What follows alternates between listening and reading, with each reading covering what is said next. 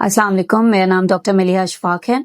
मैं पिछले 8 साल से शोबा कैंसर से मुंसलिक हूँ और 4 साल से मैं as a consultant medical oncologist civil अस्पताल में काम कर रही हूँ। ब्रेस्ट कैंसर अक्टूबर का महीना पूरी दुनिया में ब्रेस्ट कैंसर के अवेयरनेस के हवाले से मनाया जाता है। पाकिस्तान में भी बहुत डिफरेंट इवेंट्स के through, for example video messages, social media messages, ringtones के थ्रू यही मालूमात फराहम की जाती है सारे पेशेंट्स को या सारे पॉपुलेशन को कि ब्रेस्ट कैंसर की क्या साइंस एंड सिम्टम्स हो सकते हैं और उसकी स्क्रीनिंग की इम्पोर्टेंस के बारे में बात की जाती है। जब स्क्रीनिंग हम कब किसे कहते हैं, किसी भी बीमारी एंड हमारे लिए ब्रेस्ट कैंसर की स्क्रीनिंग का मतलब है कैंसर को उस स्टेज में तशखीस करना या स्टेज में पकड़ना जब कैंसर ने कोई अलामत देना शुरू नहीं की। दैट मीन्स बहुत अर्ली स्टेज में उसको डिटेक्ट करना। जितनी अर्ली स्टेज में कैंसर डिटेक्ट होगा इतना उसका कंप्लीट और मुकम्मल इलाज पॉसिबल है और इतनी ही उसके वापस आने के चांसेस कम हो जाएंगे। अब स्क्रीनिंग के क्या मेथड्स हैं?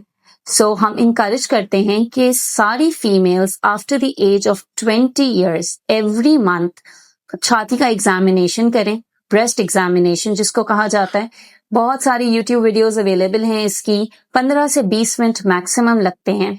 एंड हम एवरी मंथ इसलिए कहते हैं क्योंकि जब मंथली एक चीज की जाएगी तो कोई भी एबनॉर्मैलिटी हो, एबनॉर्मैलिटी इन अ सेंस कोई गिल्टी महसूस हो, स्किन चेंजेस, कोई डिस्चार्ज, बगल के अंदर कोई गिल्टी, कोई भी नॉर्मल से हट के चीज होगी तो वो बहुत इजीली पकड़ी जा सकती है।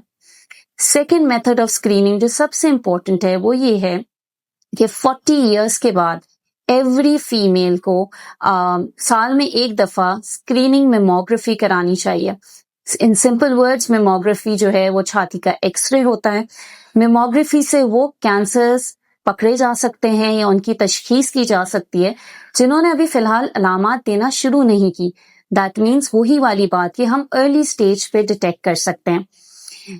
जितनी अर्ली स्टेज पे कैंसर डिटेक्ट होगा इतना बेहतर इलाज मुमकिन है, इतनी कंप्लीट रिकवरी मुमकिन है और इतने वापस आने के चांसेस कम है।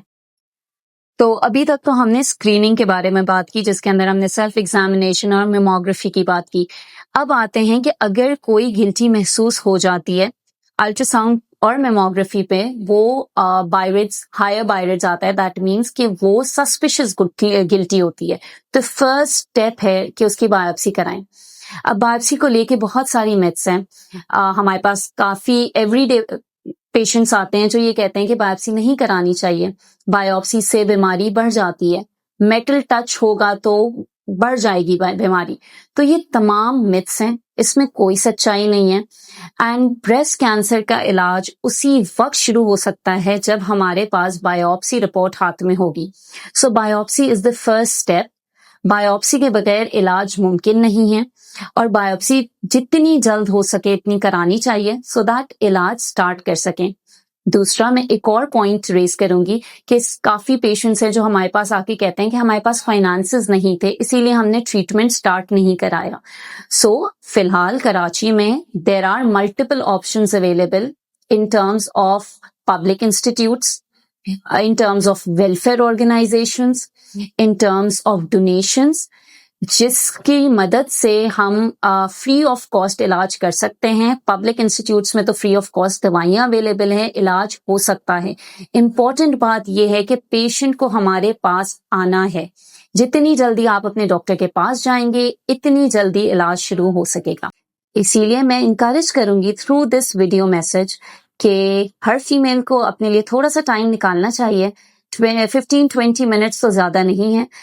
हर महीने सेल्फ एग्जामिनेशन करना चाहिए। 40 इयर्स के बाद साल में एक दफा मेमोग्राफी करानी चाहिए क्योंकि अगर आप सेहतमंद रहेंगी तो वो जो न्यूमरस रोल्स आप प्ले कर रही हैं वो आप बेहतरीन तरीके से कर सकेंगी। Thank you so much.